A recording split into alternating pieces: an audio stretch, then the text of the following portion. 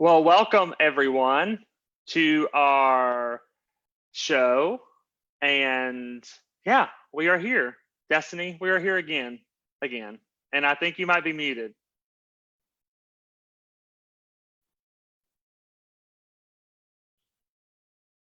Can you hear me now? There we go. Yay. Sorry for that.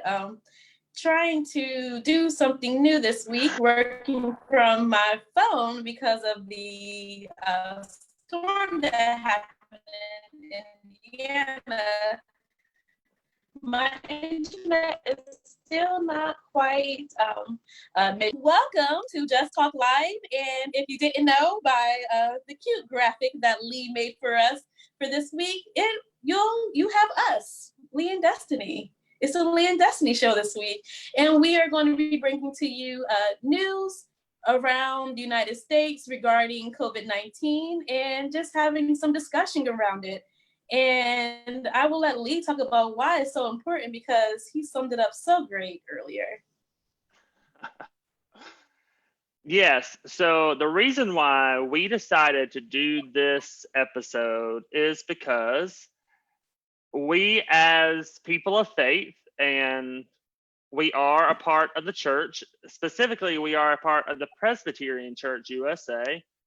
But as people of faith, we are called to be relevant in the world. Jesus was a person who walked with us and talked with us and did all kinds of things on this earth to bring healing and wholeness to people. But Jesus was also a relevant figure and really spoke to what was happening in the now. So Jesus was, I believe, up on the news. And we as people of faith, what is happening right now, what's happening with decisions made in our government, what's happening with decisions made when it comes to COVID-19, all these things are very relevant for us as Christians. And so we hope that this moment, this time would be a great time for us to discuss that. So we're going to go through the news and we're just going to talk about it as people of faith, what that means to us as people of faith. And hopefully it will invite you to do the same with us. Also, if you have any questions, you have any comments, leave those in the comment section and we will get to those at the end of this show. So any questions, feel free. We are here to answer those. So should we get started on our first piece of the news? Destiny? Yes, take it away, Lee. All right, so our first piece of the news that we are going to be talking about is just this. So we're going to be using articles from various news resources. And this one says, Trump threatens to cut funding if schools do not fully reopen. And here's a little bit more. President Trump pressured the government's top public health experts on Wednesday to water down recommendations for how the nation's schools could reopen safely this fall, and threatened to cut federal funding for districts that defied his demand to resume classes in person. So once again, rejecting the advice from people from the Center for Disease Control and Prevention, saying this is very tough and expensive guidelines, which he said asked schools to do very impractical things. So we're talking about education, we're talking about reopening, we're talking about that in the midst of COVID-19 and what that means for us. And we actually have a pretty big expert on this with us right now, Destiny, who was a member of a school board, right? Yes. Thank you, Lee. You're too modest. Expert. But I will say, when I first saw this piece of news being brought up when I was at home, I began to fear it for the districts of the United States that are very much so like the one that I grew up in. And we have talked with Marcus and Beth when we did our education COVID-19 series. you, Beth, and I all grew up in sort of same districts who are heavily reliant on funding from the federal government. As some of you may know or may not know, school boards are associations that rely heavily on the funding of the federal government. If you live in certain districts where your property taxes or other tax revenues aren't high, and living in a place such as Harrisburg, Pennsylvania, which is the capital of Pennsylvania, had to give a little plug for my hometown, we don't have a lot of property tax revenue due to a lot of state buildings being there that we can't tax upon, and then plus having a high renter population as well makes it harder for the property taxes to be pulled and streamed into the revenue for the schools. So it will be a great detriment, not only for the financial aspect for a lot of these districts to fund themselves and to move forward, depending on how much the allocation of that President Trump is trying to cut. I know in reading previous articles, they discussed that the funding will be slashed heavily and significantly, and for a district that relies heavily on federal funding, that is just so detrimental to the schools and to the future education of the students. But also, we are punishing schools who might not have the capacity to put forth a social distancing plan, instead of having the safe option to maybe do the hybrid. I know like some school districts are doing, switching class, some come in the morning, some come in the afternoon, or some come on this day, some come on that day. Or, if they are a little bit more wealthier district that can fund for their students to go more online, we are punishing those districts that do not have the capacity to do so. They already are struggling to educate overpopulated classrooms, and then to add this extra layer of cutting that funding, that security blanket that so many districts rely on as people as faith is sinful. So I would urge you to, if you have school-age students, you probably have already been working towards getting a plan for them for this upcoming year. We are less than a couple weeks away for some young ones to start school again. But if you don't have children, I ask you to get involved in your school district and see what the plans they're doing and try to advocate for them with your state legislators and also your federal legislators to see what you can do to have a voice for those who might not have an avenue for them. And Lee, as people of faith, what is our mandate around this social justice issue? Yeah, well, I think that it is all about the human dignity within our children, and mostly within teachers, to force teachers to go into spaces that may not be safe, that they may not have adequate funding to really do all of these things that the CDC is requiring of them, but also is putting them in danger, and it's putting them in danger, their families in danger, for a disease that we don't really know a lot about, and all for this idea and this whole overarching umbrella thing that this isn't as bad as the media is making it out to be. We can reopen, we can do all of these things, but there is a false reality that is being created by the powers that be, that is saying that this is not what we are seeing in real life, is not the reality. Right. Like, all of these cases are getting, like, people are getting tested, and we are rising in cases rapidly. People are dying from it, but we are getting fed a narrative that is opposite of our reality. And to me, as a person of faith, that false reality is rooted in sin, as you said. It's rooted in all kinds of sinful things, that we create false realities that make us question the truth, that make us question what is actually happening in our world. And so there's an overarching idea of that this isn't as bad and kids should be able to go to school. And even the Secretary of Education stated that only a small percentage of kids will be affected by this, or a small percentage of teachers and people would be affected by this.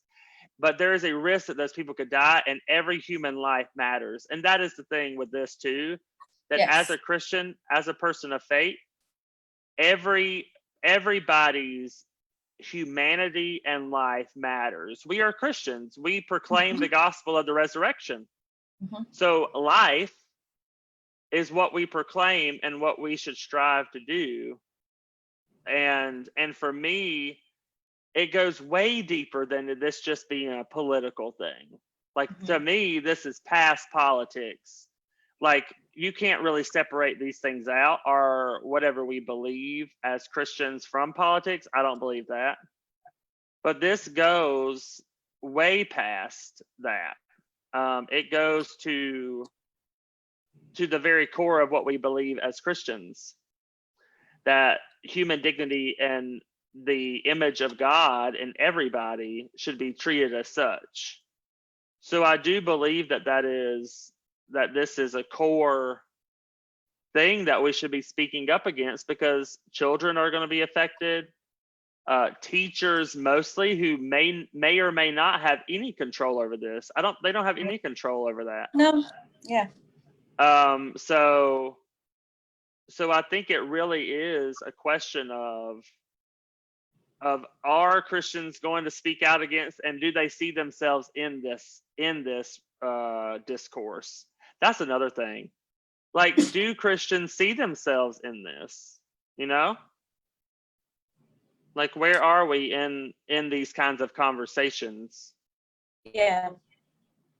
I think too, Lee, and I know depending on what we talk about later, we might hit upon this. I don't want to talk too much about it right now, but you hit home on something that it goes past a political issue, even really past a Christian issue. This is a moral compass, a moral guide, a moral mandate, and somewhat a crime against humanity not to be careful and to be thoughtful of others in the way that we are endangering others by just having simple encounters of not wearing a mask or not. And I know we might touch upon that later, so I won't talk about that right now. But you definitely hit home on something too, like the teachers who are going to be teaching this year. They don't have a choice. They have to do whatever their district is following and doing. So that's why it's important for us to be civically engaged, as we've been saying, probably on every episode on Just Talk Live. It's important for us to be civically engaged as Christians. So not only can we hold ourselves accountable, but our communities. And that way we can spread Christian love to those who really need us to walk alongside them. Not all issues are issues that need to be politicized, but to stand up for our rights of our teachers, not up to our teachers to fix this broken economy, to fix this broken system, but they're the ones that are going to be carrying the brunt, just like many of our workers that we see today in the grocery stores, in the hospitals, different avenues that we are currently engaging in to really hold this country accountable, and also to help us sustain through. And now we're adding the teachers, who should be one of the most highest people who we value in this country, who are educating our youth and young adults, but we are putting them in harm's way. So yeah, thank you, Lee, for bringing that up. A lot of people don't think about the teachers who are going to be in those classrooms and their families. Yeah. And like, are the teachers being talked with? Like, are they being asked about this? This is all kind of a top-down way of doing something. Like, are teachers being asked about, do they feel safe going back into schools? And I'm not sure that that is the case. And we always talk about that here, is that any if we are people of faith, that decisions should be made with the people being the central idea of it. And if we don't ask people on the ground who are actually doing the work, then those decisions are made in very naive ways. And so I do think that it is very, very important that people of faith really think about this in the framework of our faith, and what Jesus, and that whole thing, what would Jesus do? What would Jesus say during this time when it comes to the safety of others and the human dignity of others? And we can talk about masks. The masks are in the news. Let's talk about masks. Masks are all in the news right now. And we see, the videos of the people getting upset about not being able to wear the mask, like not wanting to wear the mask, and all these kinds of things. And that also we should speak to that as people of faith. Is because it's this, as people of faith, we should have an orientation in our lives about a communal understanding of one another, and not an individualistic one. And so I think our faith teaches us that, like, wear a mask because another person will be affected by it if you don't. Right. And it makes, sorry, Lee. No, go ahead. Okay. And it makes it hard when you have leadership at the top who, like you said earlier, downplays the situation, where governors and the individual states are trying to enforce it, but don't have a way to effectively, who are trying to mandate it, but can't enforce it effectively because of leadership at the top. It was best spoken this Sunday when I attended church via Zoom, because I'm not going to church in person yet, with Pastor Tamara Keith stated, if this was any other health situation, the endangerment of youth and children is a criminal offense, or maybe lesser, depending on what you do, maybe a civil one, but usually a criminal offense. So why is wearing a mask any different? As you stated, Lee, this is a communal issue. Individually, well, not me, because as we know, COVID-19 affects people of color higher, and people who are obese, and I have allergies and asthma. So yeah, I'm definitely not saying that I won't be affected. That's why I'm staying in the house. But people who are younger, we have this, collectively have this thinking that we are immune to different things that are going on regarding COVID-19. In the news, I actually seen like there has been COVID-19 parties where the college students bring in an affected host, and then the first one to catch COVID wins the pot of money. So just the downplay from the leadership on how serious this disease, because there's no cure, disease has been really how I think how we as America and as we as a society has lived into this. And also, furthermore, just, us, we at the center, we love to travel. Our U.S. passports are only good right now for 26 countries. And that was 2 days ago, so it might have dropped. Who knows? 26 countries a U.S. passport can get you into, because no one wants us to come to visit, as everyone has flattened their curve. We are still rising at an exponential peak because of the way our leadership is handling this. Yeah, and I think that mentality of I'm in this for myself, this individualistic mentality also can be traced to this, Americanism, like we're American and we have the freedom to do what we want.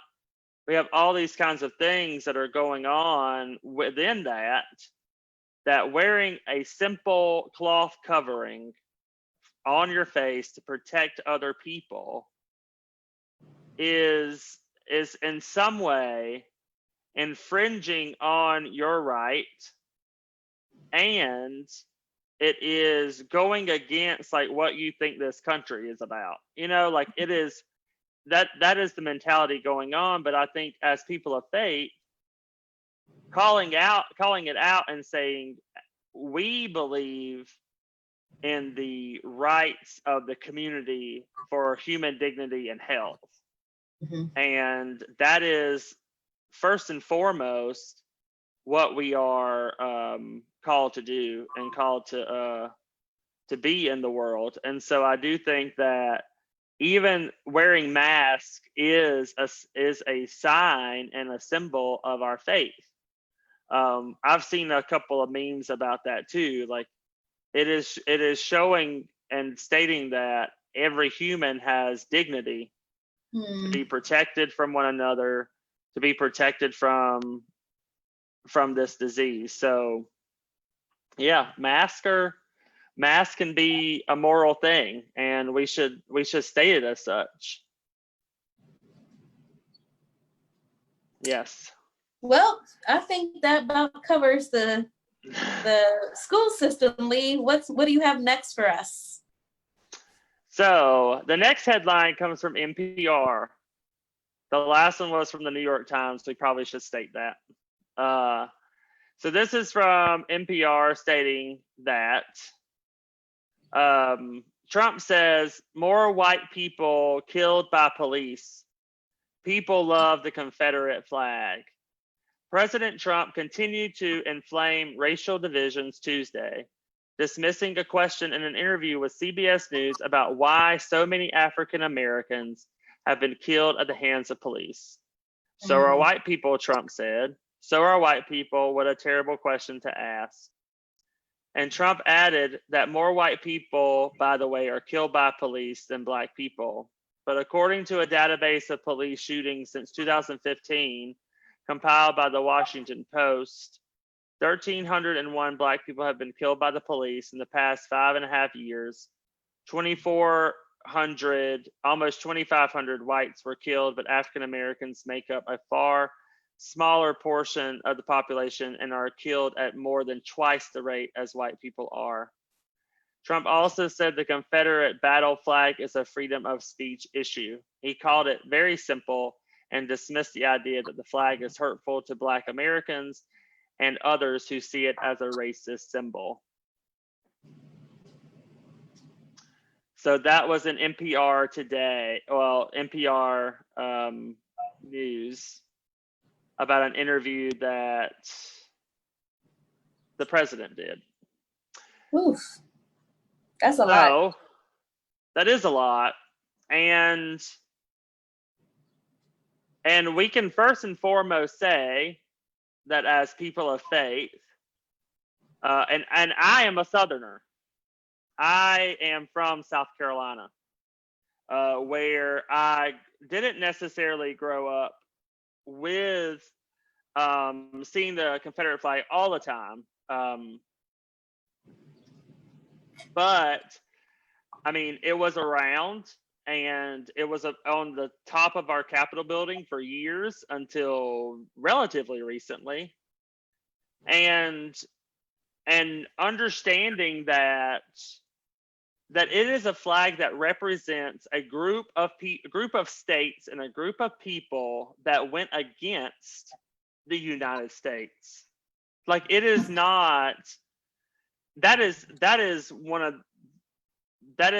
an overarching thing, was that it was a group of people that pulled away from the United States because they wanted slavery to still be up their economic baseline. And how could someone not see that as racist and white supremacist to have a symbol? And it's way more than a symbol. It is way more than a symbol now, because you see it in Pennsylvania, you see it in Indiana, you see it in states that are not necessarily considered and historically part of the Confederacy.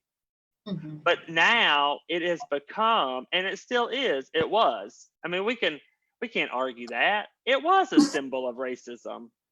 But now, because of that, people who hold to white supremacist values and racism fly it without questioning it. It is flown. and because of that reason. And it's not this heritage thing. I am a Southerner, and that is probably that just does not make sense to me.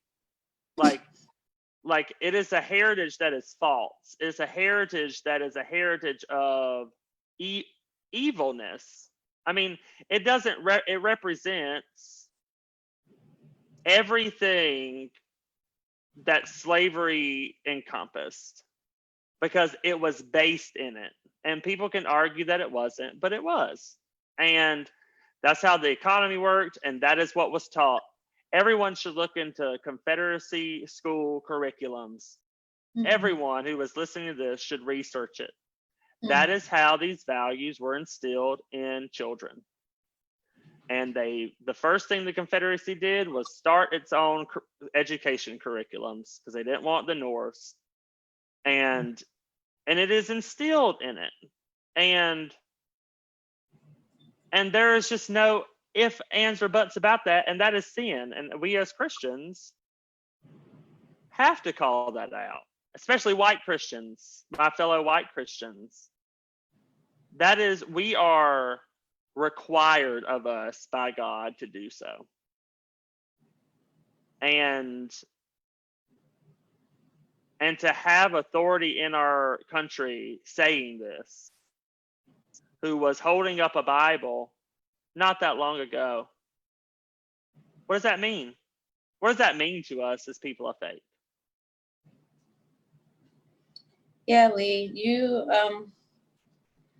drop some jewels on them, some real knowledge. And to just take it a step further with national symbolism and just the recent removal of different monuments and statues that were dedicated to the Civil War.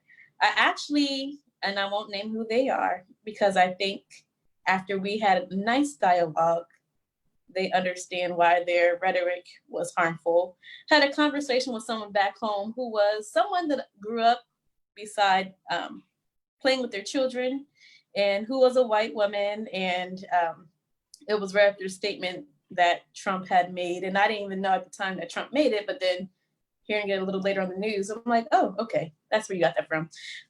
Saying that they don't understand why people will want to remove the monuments, because we will forget history and it will repeat itself.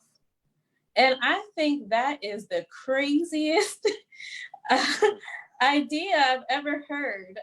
Just me personally, as a person, not only a person of color, but a Black person in America, who has roots going back to slavery, whose family comes from rural Alabama, whose grandfather was suppressed by this system because he was a sharecropper and couldn't finish school, only went up to third grade. No, those monuments are symbols of never forget. You're right, mm-hmm. not to forget history, but to also never forget your place as a person of color, especially a Black person whose hands built this country. Never forget that we will always own you, no matter where you go, even if you flee to the North. That's like you said, those flags are in the North because they're now the culture of white supremacy. To never forget where you came from, and just remember at any second, as soon as you think you're free, you're really not, because we are everywhere.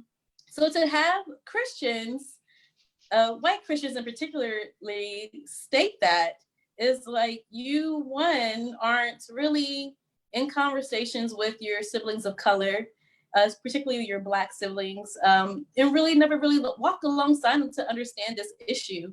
And you're just going based off your own knowledge and expertise. I think as a community, that's one thing. And hopefully this is what Lee and I are doing. It's no mistake when we have Just Talk Live, we try to have different representations of groups and ideology, and just we try to do a really good job of representation here. So that way, if there is issues where people are opposed, that way they can come on and talk about it with love and with care, and hopefully move forward to have open dialogue, to work to a part of reconciliation. But we can't have reconciliation without honest truth. and we can't have reconciliation without people really coming to the table to do that hard work. So all that to be said is that we hope that during our series of COVID-19, that you have really enjoyed this series at being a place that we have open dialogue and open conversation. If there is something that you oppose that we're saying, that you can come on. Well, maybe not come on, depending on, we have a lineup, we're organized, but you can express your views and opinions, and we will be happy to debate you in open, loving dialogue. So. Yeah, and that's a part of our tradition as Presbyterians, really. It is open dialogue. It should be, because we're reformed and always reforming. But, and I also want to say to my fellow white people who are holding on to these monuments and saying those things about history, all those kinds of things, that these monuments were built intentionally, the way how tall they are, how grandiose they are, because it was intentionally made a statement that as Destiny said, to tell our Black siblings that they are below white people. Like it's a symbol. And I think that it's also idolatry to worship a statue more so than people get more ecstatic and excited and just livid about the removal of cement and bronze than they do about people who are dying, people who are getting murdered, people who are suffering in this world, to get so upset about, I call it the golden calves of our world. I was thinking, Lee. Oof. To get so upset about it that they make fools of themselves to the point to where it is idolatry, and we can call it out, and that's sinful. So I think we do have to be aware. I think we do have to speak truth to that, because we are worshiping idols that represent oppression and evil and violence. And is that the history we want out in our world? Like is that the history we want out in the world? These men owned people, profited off people. I mean, to the point now it's millions and millions and billions of dollars in today's world profited off the backs of our brown siblings, Black and brown siblings. So that flag represents that, and people need to realize it. And the fact that we want to skew statistics about murder of Black people by police is just also creating false reality. Right. And if our leaders can't look up and say this, and if our leaders cannot point to reality and say this is wrong, then it is our job as Christians, as Christ did, to point it out and claim it and proclaim that. And it's not political. This is a part of our faith. This is our faith. Being political has always been the case, has always been a part of it. And so I just think that at some point, Christians are going to have to get real. We have to get real with it. And that's kind of what we do on this show. Because in all honesty, we're tired of beating around the bush. We're tired of having circled conversations and not being pointed and saying, we may not be able to endorse a candidate or whatever, but we can speak out against injustice. We can do that, and we must do it. And Lord, this stuff is just riddled with sin. Mm-hmm. And Lee, also to what you were saying, it's at the point now, and maybe not at the point now, but has been at the point, but it's just more relevant and prevalent in the news that our silence is someone's death. Like, by we as Christians not taking a stance, not acting in just ways to do what we are mandated to do, is literally causing someone's life. And not just on police killings, but our silence against the border issues, our silence against environmental issues, our silence against, just about any education, our silence against poverty. We are living in our comfortable bubbles without being what is called to be true Christians. And it's literally killing other people. So I just want you to really think about that when you sit in your position or your chair of privilege at the table and not using and exercising your voice to speak up against the injustice of what's going on, not only in this country, but in your community, maybe down the street, of things that you're seeing, maybe in your congregations, in your pews, this denomination, you're being implicit, and it's a sin. Yeah. Amen. And is that on that, Lee? And we, and I think that is, we'll move on to our next news article. And this one is basically talking about coronavirus, and we are in the middle of a resurgence right now. We are in the middle of a resurgence.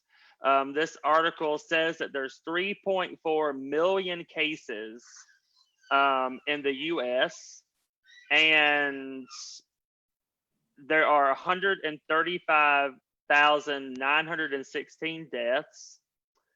And in the past 14 days, we have seen rises in cases throughout Florida, Texas, California, Georgia, North Carolina, my home state of South Carolina, Louisiana, and now where I live in Tennessee. Cases are completely just surging and increasing. And so, and because of this, a lot of it has to do with reopening the economy too much. And so what does that mean for us as Christians when it comes to the economy? We're putting lives over money. Lee, before you go and give your explanation, what was that number again? For what? How many? We in Cases? The thousands? Yes, millions. We are at 3.4 million total cases.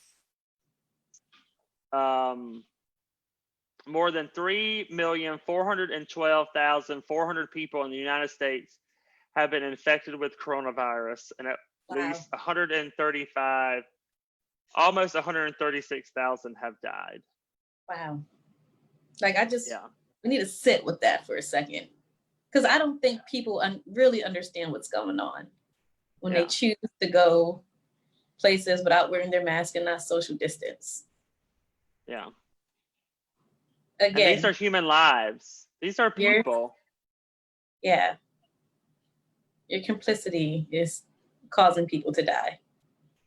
Yeah. And it is like those, like for me, I'm looking at this in this numbers, and I feel like in many ways in our society, we're so used to statistics, and we don't see past the number, but these are 135,000, almost 136,000 people who have died from this virus. And how contagious it is. I have nurses in my family, and I can't imagine the ways in which they have seen people die, Mm-hmm. they have helped people and have failed at doing so, and the mental capacity to hold that in, Mm-hmm. and how people are grieving. We've talked about this in the Mm-hmm. past, but this is a moment in our history to where leadership has not taken this seriously and has created another false reality that this is not as bad as people say it is, and also not holding themselves accountable for it. And we are in a historical moment right now that is just mind-boggling and surreal, that this many people, because of politics, how it's played, and because of fear, and because of this complete unawareness of the real world and reality, that people have lost their lives from it, and a disproportionate amount of Black and brown people have. Yeah. It's mind-boggling. And I don't know what more we need to say, except for people really need to sit with those numbers. Yeah. Yeah. To remember 136,000 people who were once alive, who contributed to this world, had families, and the next time, like, you want to go out, or you don't want to wear your mask and you feel entitled that you shouldn't, that number should still stick in everybody's minds, because every human life matters, because as people of faith, we believe that. Every child matters when it comes to education. I think they said like 14,000 or something people, if we opened up schools, could die. Wow. And that was just shrugged off. And so I do believe that yeah, sit with those numbers and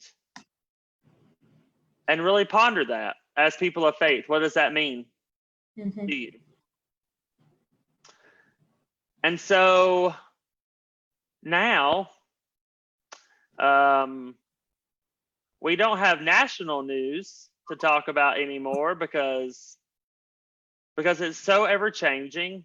It is we're in a constant state of flux and state of uncertainty. But we also wanted to really just kind of do an overview about what's happening in our church. Yes, and we're going to name this section "News in the Pews." Woo! Yeah. So, Destiny, what is the news in the pews? Well, Lee, as you said, there's so much going on, not only in our world and our country, but also in our denomination. So we are just going to lift up two small things. Well, one not so small, and the other one, well, actually they're not so small, but two things that happened this week, we'll say that. So as you did, if you might have not known, yesterday there was a Presbyterian news story that went out saying that we are not going to have Big Tent next year. And Big Tent is usually where Presbyterians come to be energized, and kind of it's the opposite year of a GA year for us to come together and to learn and create and to grow within our faith with one another.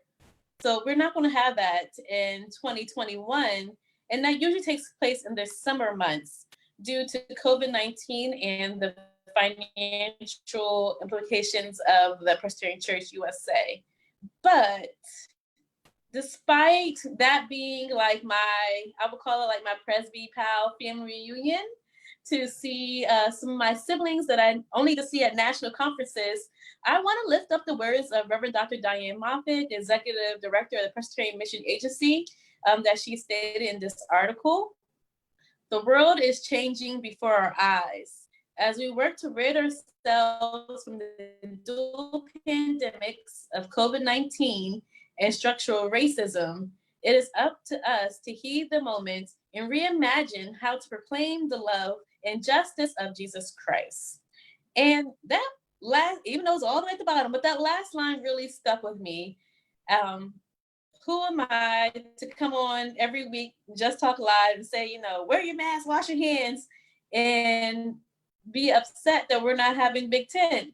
It, like Lee and I have been saying since the beginning, and even today, it is our not only our social mandate as United States citizens, but our Christian mandate to keep each other safe when it comes to COVID-19. So that means if I get to miss my family reunion, not once, but twice because of GA and Big Ten, then that's okay. We need to find other creative ways to connect and reimagine and to be church. And a lot of young adults are doing so around this, not only in the United States, but around the world in a lot of denominations. Lee, did you have anything to add? I think you said it perfectly, because we are in a moment where we're going to have to be creative, and this show is a part of that, trying to be creative no matter how informal it is, and it's never going to be perfect. That's another thing, this creativity. It's going to force us to do things that is different. It's going to force us to do things that is not necessarily the norm. So I do believe that we are in a new moment where we are going to have to be more creative to really meet the needs of the now. And right now, God is not calling us to travel and go to these places and hang out and talk. God is really, the Spirit is moving differently in our moment, and not saying that this is an opportunity. I don't really like to use that language because, as we said before, people are dying, and I think that language is not necessarily helpful. Yeah, opportunistic language. That's a word, right? Yeah, I think so. And so I do believe that it is a different moment for us to reorient ourselves, to really see where the Spirit is moving. But yeah, that's in the news, that Big Tent will not be happening this year out of the safety of our members and of each other. And what else is news in the pews, Destiny?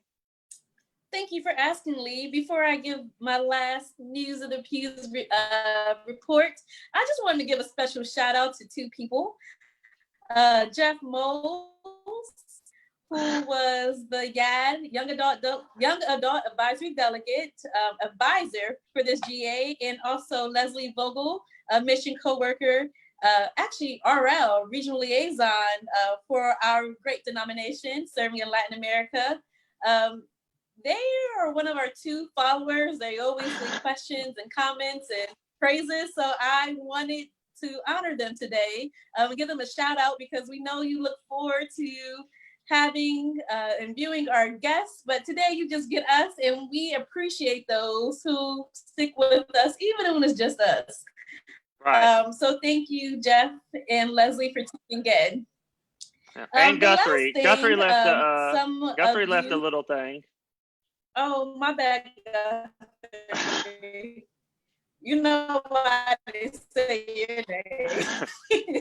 I'll let Lee, it's an inside joke between Lee, Guthrie, and I. But yes, thank you, Guthrie, as well, for tuning in and also being a guest on our show. The last piece of news is that I am so honored by my denomination.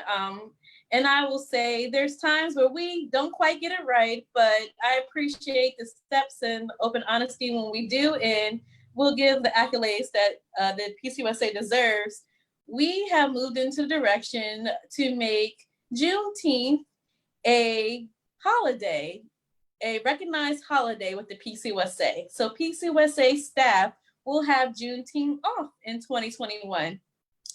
And for those of you who might not know Juneteenth, Lee and I are going to educate you tonight because we only have 6 minutes. And we already did an episode about it, so you can go back in our archives and watch it, or you can do your own research based off Google search or some of the tools that the Presbyterian Church put out about Juneteenth.